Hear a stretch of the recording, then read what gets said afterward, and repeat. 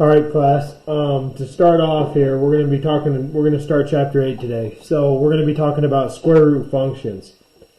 I have my wife here as my audience and my kids here as my audience, but I'm going to be teaching a little bit to them. And hopefully you guys can learn a couple things too. So we're going to be graphing square root functions as we start this thing. So what it looks like is this, and anything that I write down today gets written down inside your journal. If we have a function f of x equals the square root of x, just like this. This is called the parent function. Now, I've explained parent functions to you before. Parent functions are like the beginning function. It's the original function. So if I have f of x equals the square root of x, and I ask you to graph this, right? Well, the first thing we're going to do is we're going to make a table. Now, there's certain numbers that make perfect squares. What I mean by perfect squares is numbers that, when they're square rooted, become a whole number. Those numbers are as follows. These are the numbers you're going to put that you want to get underneath the square root. 0, 1, 4, and 9. The reason being is because when we plot these numbers, when we plug in the square root of 0, we get 0. When we get the square root of 1, we get 1. When we get the square root of 4, we get 2. Square root of 9 is 3. Of course, if you wanted another number, it'd be 16. So, in order to do this, today your Alex assignment is going to say plot 4 points. So these are the 4 points we're going to talk about just right there. So these are the four points you want to get in your x values. Now these numbers will change when there's something else underneath the root with the x. And then what we're going to do is we're just going to plug them in. So like I said, basically this is f of x can be changed to y, the square root of 0. The square root of 0 is 0. Y equals the square root of 1, square root of 1 is 1. Y equals the square root of 4, square root of 4 is 2. Y equals the square root of 9, square root of 9 is 3. So now here's all of our ordered pairs right here that we're going to need to graph this thing.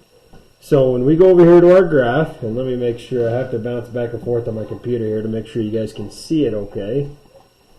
Okay.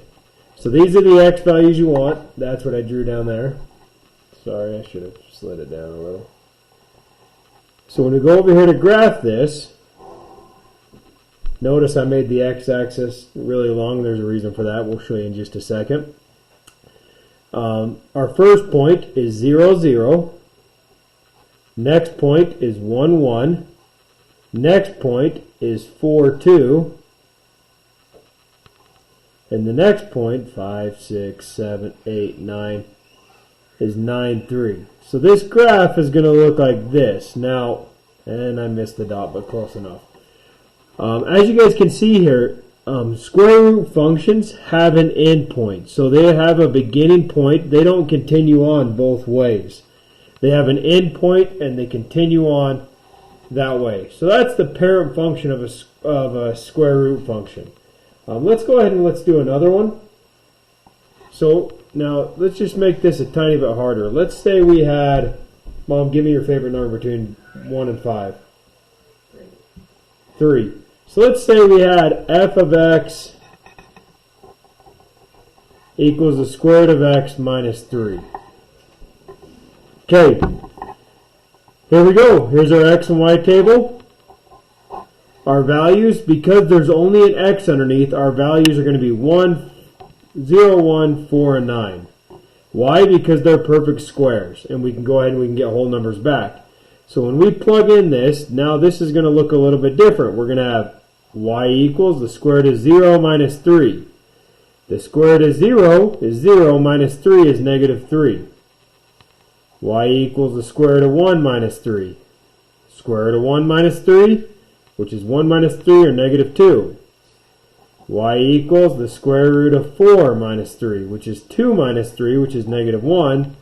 And then, of course, this one would be 0 because it's 3 minus 3. So over here on our graph, now look, this one's going to look a little bit different. Our first point is 0, negative 3. Our next point is 1, negative 2. Our next point is 4, negative 1. 6, 7, 8, 9. And our next point is 9 and 0. So here's this graph. So what is the difference between this graph and this one? Well, this one's the parent function. All it has is the square root of x. This one has a minus 3. So look, we went down 3. See that?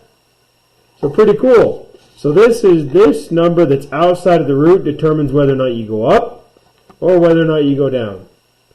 Alright? So I want to take a second here and let you guys try one of these on your own. Remember the values you're going to plug in here. Let's get to one here. Let's say we had... I'm trying to get it loaded here. Okay, so I want you guys to try this one. This one's going to be... Actually, we're going to do this one together too. So this one has all of that underneath the root. And this is where it becomes just a tiny bit tougher for people. Is when... Here, we got to get... There we go. So remember the numbers we want inside of the root, right? The numbers we want are 0, 1, 4, and 9. So what we're going to do is we're going to make our x and y table here. So the numbers we want, and I'm going to write them over here, are 4 and 9. Okay, we have to think to ourselves, what number can we plug into x that is added to 4 that gives us 0?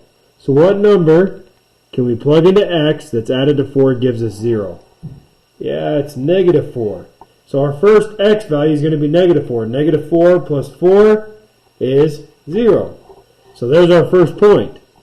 Alright, what number can be added to 4 and gives us 1? And we know that's going to be negative 3. Alright, what number can be added to 4 to give us 4? Well, that one's 0. And what number can be added to 4 to give us 9? 5. So our numbers changed here, but they really didn't because we're still getting the exact same numbers. Negative 4 plus 4 is 0. Negative 3 plus 4 is 1. 4 plus 0 plus 4 is 2. So here we go. We're going to plug them in. We're going to have y equals the square root of negative 3 plus 4, which is 1, so 1. Y equals the square root of 0 plus 4. Well, the square root of 4 is 2. Y equals the square root of 5 plus 4, which is 9, which is 3. So here's our graph over here. My computer's glitching. The difference, so I'm looking at myself teach over here, Ange, and it's, look at this. And I can see it out of the corner of my eye. They can't see me. 4, negative 3 and 1, 0 and 2, 1, 2, 3, 4, 5, 5 and 3, and there's your graph. So as you guys can see here, no matter which way we do this, the key is to be able to get, we have to pick x values to get those 0, 1, 4, and 9 in there. If it's just x alone, it's extremely easy. When there's a number with it, we have to think to ourselves, well, what's a number we can pick? What numbers do we have to choose to get those numbers we're after? So I want to do one more. Then we have, all right, so let's say we had f of x. Here. F of x, and you give me another number between 1 and 5. 2. Did you say 2 last time? She says 2 every time. Oh, you did? Alright, so here we go. X, Y. Here's the numbers we want to get to. What x values do we have to pick to get to these numbers? So what minus 2 gives us 0? Well, 2. What minus 2 gives us 1? 3. What minus 2 gives us 4? 6, because 6 minus 2 is 4. And then what minus 2 gives us 9? 11. So now when we go through, we plug them in, we're going to get 0, 1, 2, and 3 again. After, if you were to plug in these numbers back into x, you'd get these numbers back. So here's your xy axis. We have 2 and 0. I am a good That is wrong. Who made me put that point there? Don't ignore that point. It never happened. 3 and 1. 4, 5, 6. 6 and 3, 6 and 2. 7, 8, 9, 10, 11. 11 and 3. So look at this one. So now look, if you remember, the numbers outside the square root, if they were out here, they moved it up or down. The numbers inside move it left or right. So if the number inside is positive 4, we're going to go left 4 and start it. If the number is negative 2, we're going to go right 2 and start it. Okay, the last thing we have to talk about is how to determine domain of these functions. It's not anything too hard. It's something I think most of you guys will be able to do. What you have to know is that the domain deals with the x. So, what we're going to do, so if we have the function, here, we're just going to write them here. F of x equals the square root of x plus 3. So, first thing you know is that the plus 3 is underneath the square root. So, we know that it's going to move to the left 3. And so, we know it's going to move to the left 3. So this starting point here, on this one right here, would technically be all the way over here. That's where we would start this function. And we know that it's going to go like that. So the domain of this is going to be written x is greater than or equal to negative 3, because that's where it starts. Okay? So likewise, if I have f of x equals the square root, let me make sure this is on the thing here, yep, of x plus 4, we know the starting point on this, because it's underneath the square root, it's going to be it's going to be, what did I do on the last one? Did I do the last one wrong? No. So, hey, we're going to ignore this one because we just probably did one like that. We're going to do one like this. So let's say we had f of x equals the square root of x minus 1. Well, we know the starting point on this, because it's negative 1, is going to be right 1. So we're going to start right there. So our domain is x is greater than or equal to 1, because the graph's going to go like that way. Okay? Likewise, if I have f of x equals the square root of x minus 2, now this one's extremely easy.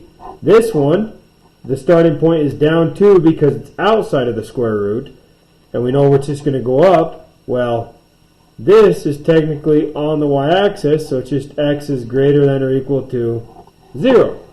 So anytime the the start of this graph is on the y-axis, it's just x is greater than or equal to 0.